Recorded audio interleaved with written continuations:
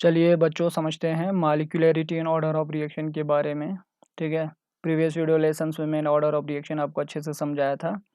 अब इसी को कंटिन्यू करते हैं। देखो मॉलिक्यूलरिटी और ऑर्डर ऑफ रिएक्शन में क्या डिफरेंस होता है ये आपको समझ में आएंगे आज के इस वीडियो लेसन्स में। तो ऑर्डर मैंने आप लोगों को बताया था कि जो रेट लॉ, ठीक है, रेट लॉ में जो पावर होता है, ठीक है, रेट लॉ में जो रेट ऑफ रिएक्शन की जो पावर होता है, सम ऑफ पावर को हम क्या कहते हैं, ऑर्डर ऑफ रिएक्शन कहेंगे। ठीक है, तो यहाँ पे ये अल्फ़ा ये बीटा मान लो इसको। ठीक है, तो अल्फ़ा प्लस बीटा के सम को हम क्या बोलते हैं, ऑर्डर ऑफ रिएक्शन हम कहेंगे। और मैंने ये भी बताया था कि ऑर्डर जो है एक्सपेरिमेंटली डिटरमाइनेट होता है, एक ये याद रखना है। ठीक है, it is experimentally determinate, experimentally determinate, experimentally determinate. और दूसरा ऑर्डर ऑफ रिएक्शन जो है, ठीक है, ये 1 भी हो सकता है। ऑर्डर ऑफ रिएक्शन में भी 1 2 3, ठीक है, 3 से ज़्यादा भी हो सकता है, ग्रेटर देन 3। और पॉजिटिव भी हो सकता है, ठीक है, नेगेटिव भी हो सकता है। ठीक है, और यहाँ पे ये फ्रैक्शनल भी होता है, ऑर्डर ऑफ रिएक्शन फ्रैक्शनल भी होता है, आगे मैं समझाऊंगा आज के इस वीडियो लेसन्स में। ठीक है, फ्रैक्शनल भी होता है। और ये इमेजिनरी, ठीक है, इमेजिनरी और इन्फिनाइट नहीं हो सकता है क्योंकि ये एक्सपेरिमेंटल होता है। ठीक है, इमेजिनरी एंड इन्फिनाइट, तो यहाँ पे मैं क्रॉस कर देता हूँ। ठीक, ये बिल्कुल नहीं होगा। ठीक है, तो ये याद रखना है, ऑर्डर ऑफ रिएक्शंस हम इसको कहते हैं। ठीक, अब मॉलिक्यूलरिटी क्या होता है, देखो मॉलिक्यूलरिटी का मतलब होता है नंबर ऑफ रिएक्टेंट, कितना होता है किसी केमिकल रिएक्शन में, कितना नंबर ऑफ रिएक्टेंट जो है पार्टिसिपेट कर रहा है, उसको हम बोलते हैं मॉलिक्यूलरिटी। इसको हम यूँ समझ सकते हैं, देखो मॉलिक्यूलरिटी को, मॉलिक्यूलरिटी, ठीक, मॉलिक्यूलरिटी को हम यूँ समझ सकते हैं, जैसे एक एग्जांपल हम यहाँ पर लेंगे। जैसे देखो PCl5 है हमारे पास, PCl5, इसको डिकम्पोज करो, हीट देंगे तो ये कन्वर्ट होता है PCl3 plus Cl2, chlorine gas यहाँ से निकल जाता है ये। अगर आप इस रिएक्शन में देखें, ठीक है, तो मैंने क्या कहा था, मॉलिक्यूलरिटी मतलब number of reactant, number of reactant molecules कितना है केमिकल रिएक्शंस में, ठीक है, या एक बैलेंस्ड केमिकल रिएक्शन में नंबर ऑफ रिएक्टेंट मॉलिक्यूल्स कितने हैं, उसको हम क्या बोलते हैं, मॉलिक्यूलरिटी। तो यहाँ पर रिएक्टेंट मॉलिक्यूल कितने हैं इस बैलेंस्ड रिएक्शन में, 1। तो हम कह सकते हैं इस रिएक्शन की मॉलिक्यूलरिटी जो है, ठीक है, molecularity of this reaction is equal to 1। अगर 1 होता है मॉलिक्यूलरिटी तो ऐसे रिएक्शन को हम बोलेंगे यूनिमॉलिक्यूलर रिएक्शन, यूनिमॉलिक्यूलर। ठीक है, अब इसी तरह हम इसको अच्छे से डिफाइन कर सकते हैं। देखो मॉलिक्यूलरिटी मतलब होता है, molecularity sum of the number of molecules, sum of the number of molecules, number of molecules, sum of the number of molecules present in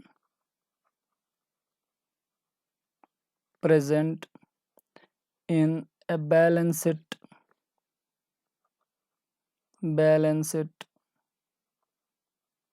chemical equation, chemical equation. ठीक है, तो एक बैलेंस्ड केमिकल इक्वेशन में number of reactant molecules कितना है, इसको हम क्या कहेंगे, इसको हम कहेंगे बेटा मॉलिक्यूलरिटी ऑफ द रिएक्शन। जैसे इस बैलेंस्ड केमिकल इक्वेशन में नंबर ऑफ रिएक्टेंट कितने हैं, 1। और भी एग्जांपल करेंगे तो आपको अच्छे से समझ आएंगे। देखो दूसरा एग्जांपल हम, जैसे हाइड्रोजन आयोडाइड, ठीक है, हाइड्रोजन आयोडाइड, इसको डिकम्पोज करो तो हमको मिलता है H2 प्लस I2। ठीक है, I2 हमको मिलता है। तो इस रिएक्शन को बैलेंस करो, हाइड्रोजन 2 आयोडीन 2 है इस साइड, तो यहाँ पे 2 लगा दो।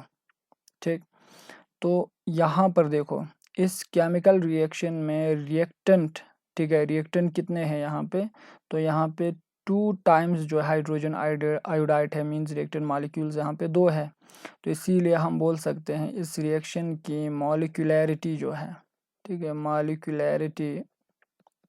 मॉलिक्यूलैरिटी वो कितना है 2, ठीक। अगर मॉलिक्यूलैरिटी 2 होता है, ठीक है, 2 होता है तो उसको हम कहेंगे by molecular reaction, by molecular. ये जो मॉलिक्यूलैरिटी जो है ये एक्सपेरिमेंटल नहीं होता है, ये सिर्फ खास एक थ्योरेटिकल कंसेप्ट है जो कि हम बताते हैं कि बैलेंस्ड इक्वेशन में नंबर ऑफ रिएक्टेंट मॉलिक्यूल कितना पार्टिसिपेट हो रहा है या कितना कोलाइड हो रहा है, तो उसको हम क्या कहते हैं मॉलिक्यूलैरिटी। तो याद रखना ऑर्डर जो है क्या था, एक्सपेरिमेंटल कंसेप्ट था, लेकिन ये जो मॉलिक्यूलैरिटी जो है क्या है, थ्योरेटिकल कंसेप्ट है। याद रखना, मैं यहाँ पे लिख देता हूँ मॉलिक्यूलैरिटी जो है वो थ्योरेटिकल कंसेप्ट है, थ्योरेटिकल कंसेप्ट, थ्योरेटिकल कंसेप्ट होता है, ठीक है, थ्योरेटिकल कंसेप्ट है मॉलिक्यूलैरिटी।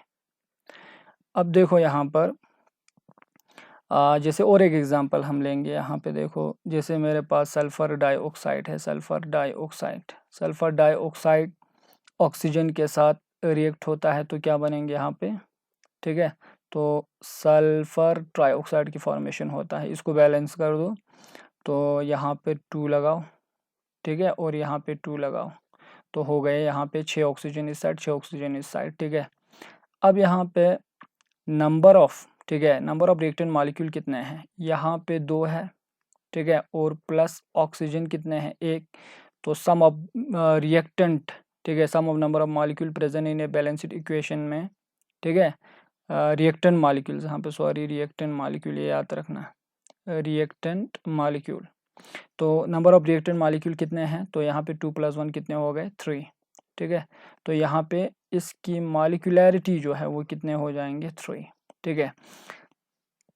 अब इसी तरह और भी हमारे पास एग्जांपल है, जैसे देखो FeCl2 है, FeCl2, ठीक, सॉरी FeCl3 फेरिक क्लोराइड है और इसको स्टेनस क्लोराइड के साथ रिएक्ट कर दो तो यहाँ पे स्टेनस यानी कि टेट्रा क्लोराइड की फॉर्मेशन होता है, ठीक है, plus furious chloride twice FeCl2, ठीक है, बैलेंस करना है इसको तो यहाँ पे ट्वाइस कर दो, हो गए बैलेंस, ठीक। अब देखो यहाँ पे नंबर ऑफ रिएक्टेंट मॉलिक्यूल कितने हैं, तो यहाँ पे 2 है, यहाँ पे 1 है, ठीक है, तो यहाँ पे इसकी भी मॉलिक्यूलैरिटी कितने हो जाएंगे 3, ठीक। तो ये चीज़ याद रखना है, मॉलिक्यूलैरिटी थ्योरेटिकल कंसेप्ट है जो कि रिएक्टेंट मॉलिक्यूल जो है कितने पार्टिसिपेट हो रहे हैं या नंबर ऑफ रिएक्टेंट मॉलिक्यूल जो है कितने हैं, ठीक है, से फॉर एग्जांपल एक केमिकल बैलेंस्ड केमिकल इक्वेशन में कितने रिएक्टेंट मॉलिक्यूल पार्टिसिपेट हो रहा है, कितने कोलाइड हो रहा है, तो उसको हम क्या कहेंगे मॉलिक्यूलैरिटी, ठीक। अब आगे बढ़ते हैं, देखो आगे बढ़ते हैं हम, ठीक। अब और एक चीज़ याद रखना है, ये जो मॉलिक्यूलैरिटी जो है ये थ्योरेटिकल कंसेप्ट है, एक तो मैंने बताया थ्योरेटिकल कंसेप्ट यहाँ पे। सेकंड पॉइंट क्या है देखो, ठीक है, सेकंड पॉइंट, ये फर्स्ट पॉइंट है it is a theoretical concept. Second point, molecularity जो है 3 से ज़्यादा नहीं हो सकता है।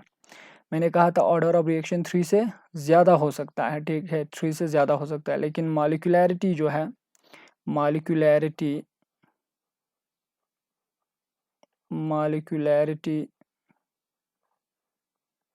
Can not be greater than 3, ठीक है, can not be greater than 3, greater than 3, ठीक, 3 से यानी कि ज़्यादा नहीं हो सकते हैं, ठीक है, तो ये चीज़ याद रखना है। और दूसरा ये फ्रैक्शनल भी नहीं हो सकता है, मॉलिक्यूलैरिटी हमेशा होल नंबर होता है, ठीक है, फ्रैक्शनल बिल्कुल नहीं होता है, ठीक है, और ये इन्फिनाइट और इमेजिनरी भी नहीं होता है कि आप सोचेंगे कि इतना मॉलिक्यूल है 100 मॉलिक्यूल है, इस तरह से नहीं होता है, ठीक है, जिसको हम बोलेंगे इन्फिनाइट एंड इमेजिनरी, ठीक है, इमेजिनरी ये भी बिल्कुल नहीं होता है, ठीक है। तो देखो ऑर्डर ऑफ रिएक्शन में ये पॉजिटिव नेगेटिव होता है, 3 से ज़्यादा भी आता है, लेकिन फ्रैक्शनल भी होता है। इमेजिनरी और इन्फिनाइट जो है नहीं होता है, जो कि यहाँ पर भी नहीं होता है। ये दो सिमिलर है जो ऑर्डर और मॉलिक्यूलैरिटी में। बाकी मॉलिक्यूलैरिटी फ्रैक्शनल नहीं होता है और ये ग्रेटर देन 3 से भी ज़्यादा नहीं हो सकता। किसी भी केमिकल रिएक्शन की मालिक्यूलैरिटी 2, 1 या 3 हो सकता है, ठीक है। एक एग्जांपल देखो यहाँ पे, ठीक। इस एग्जांपल को देख के आप सोचेंगे कि इसकी मालिक्यूलैरिटी तो 3 से ज़्यादा है। जैसे यहाँ पे इधर देखो 4 टाइम्स HBr, ठीक है, 4 टाइम्स हाइड्रोजन ब्रोमाइड प्लस, ठीक है, प्लस ऑक्सीजन, और ये हमको दे रहा है, ठीक है, 2 H2O प्लस, ठीक है, plus bromine molecule that is 2 Br2। अब देखो यहाँ पे नंबर ऑफ रिएक्टेंट तो यहाँ पे कितने हैं, यहाँ पे 4 है और ऑक्सीजन कितने हो गए, 5। तो आप कहेंगे कि मालिक्यूलैरिटी तो सर यहाँ पे 3 से भी ज़्यादा है, क्योंकि हमने कहा यहाँ पे मालिक्यूलैरिटी 3 से ज़्यादा नहीं हो सकता है। लेकिन अब देखो ऐसे रिएक्शन जो है जिसकी मालिक्यूलैरिटी आपको लगता है 3 से ज़्यादा है, ऐसे रिएक्शन मल्टीपल स्टेप में जाता है और हर स्टेप की अपनी मालिक्यूलैरिटी होती है। जैसे इस रिएक्शन में आप देखो ये जो रिएक्शन जो है ये टोटल 3 स्टेप इन्वॉल्व होता है। जैसे पहला स्टेप में HBr जो है, हाइड्रोजन ब्रोमाइड जो है, वो ऑक्सीजन के साथ रिएक्ट होता है, ठीक है, ऑक्सीजन के साथ रिएक्ट होता है और यहाँ पे हाइड्रोजन पर ब्रोमाइड की फॉर्मेशन करता है, ठीक है, HOOBr। यहाँ पे ऑक्सीजन 2 कनेक्ट आता है डायरेक्टली, तो उसको हम परऑक्साइड बोलते हैं, ठीक, एक ये बनता है। दूसरे स्टेप में फिर से HOOBr जो कि अनस्टेबल होता है, ठीक है, HOOBr ये HBr के साथ रिएक्ट होता है, ठीक, और यहाँ पे HOBr ट्वाइस HOBr की फॉर्मेशन करता है, ठीक। अब नेक्स्ट स्टेप में क्या होता है, देखो नेक्स्ट स्टेप में अगर आप नेक्स्ट स्टेप में देखें, ठीक है, नेक्स्ट स्टेप में, ठीक, देखो नेक्स्ट स्टेप में ये जो HOBr यहाँ पे बना, ठीक है, HOBr ये फिर से HBr के साथ रिएक्ट होगा, ठीक है, और यहाँ पे, ठीक, H2O प्लस Br2 की फॉर्मेशन करता है, H2O प्लस Br2, ये बनता है ब्रोमीन मॉलिक्यूल। तो यहाँ पे आप देख सकते हैं, यहाँ पे आप देख सकते हैं ये केमिकल रिएक्शन, ये जो केमिकल रिएक्शन जो है यहाँ पे मैंने ब्लू से लिखा है, ये इसी का स्टेप है। ये सारे यानी कि ये रिएक्शन जो 3 स्टेप में जा रहा है और हर स्टेप की मालिक्यूलैरिटी आप देख सकते हैं यहाँ पे, हर स्टेप की मालिक्यूलैरिटी। जैसे इस स्टेप में देखो कितने मालिक्यूल्स है, 2, ठीक है, इसमें भी कितने हैं, 2, इसमें भी कितने हैं, 2। तो यहाँ पे हर स्टेप की मालिक्यूलैरिटी कितने हैं, 2 है, और वो यानी कि 3 से ज़्यादा नहीं है। तो ये चीज़ याद रखना, मालिक्यूलैरिटी कभी भी 3 से ज़्यादा नहीं हो सकता है, ठीक। तो ये रहा मालिक्यूलैरिटी। नेक्स्ट वीडियो लेसन्स में मैं आप लोगों को यूनिट ऑफ रेट कांस्टेंट की यूनिट और ऑर्डर ऑफ रिएक्शंस जो है एक ट्रिक्स के साथ आप किस तरीके से इसको याद रखेंगे इसके बारे में बताऊंगा। तो तब तक के लिए इसको अच्छे से कॉपी पर लिखो और एनसीईआरटी की किताब से भी इसको पढ़ लो। कोई कन्फ्यूजन है तो आप मुझसे सवाल पूछ सकते हैं, मेरे व्हाट्सएप नंबर पर आप मुझे मैसेज कर सकते हैं। So thanks for watching my video lessons.